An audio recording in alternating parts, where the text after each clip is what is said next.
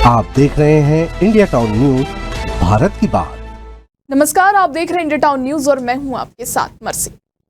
छत्तीसगढ़ राज्य के राजनांदगांव नगर निगम की ये स्थिति अब किसी से छिपी नहीं है। यहां एक ओर शहर में विकास की गंगा बहाने की बात कही जाती है, वहीं दूसरी ओर नगर निगम की उदासीनता ने पर्यावरण और सौंदर्यीकरण के नाम पर लाखों रुपए की बर्बादी कर डाली। समय की बात है जब राजनांदगांव नगर निगम ने शहर के विभिन्न सड़कों के डिवाइडरों में हरे भरे पेड़ पौधे लगवाने के लिए लाखों रुपए खर्च किए थे।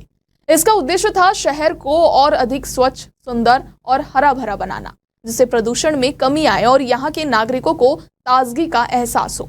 लेकिन अब वही पेड़ पौधे पूरी तरह से नष्ट हो चुके हैं और उनकी देखभाल और रखरखाव में नगर निगम की असमर्थता सामने आ रही है।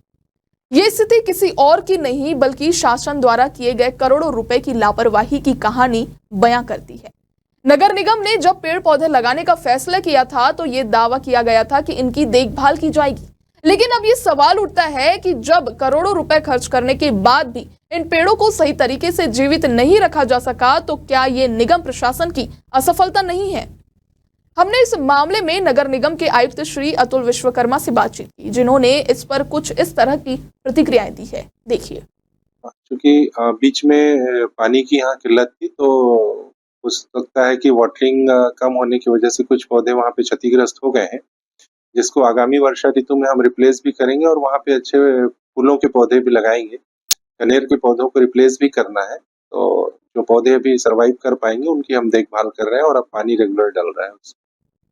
लेकिन सवाल ये उठता है कि जब यह जानकारियां पहले से उपलब्ध थी तो नगर निगम ने समय रहते कदम क्यों नहीं उठाए?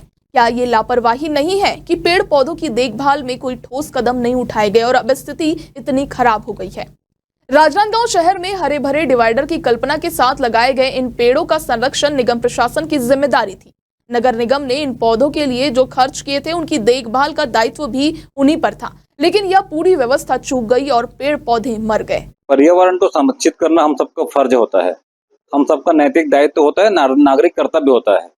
यदि किसी ने पर्यावरण के नाम से पौधारोपण किया है तो जो स्थानीय प्रशासन है उसको लगातार उसमें पानी की पर्याप्त उपलब्धता कराई जाए और एक शहर हमारा हरा भरा हो, इस उद्देश्य को लेकर के बीच में कार्यवाही की गई थी, जिसके कारण काफी हद तक शहर में हरियाली दिखती है।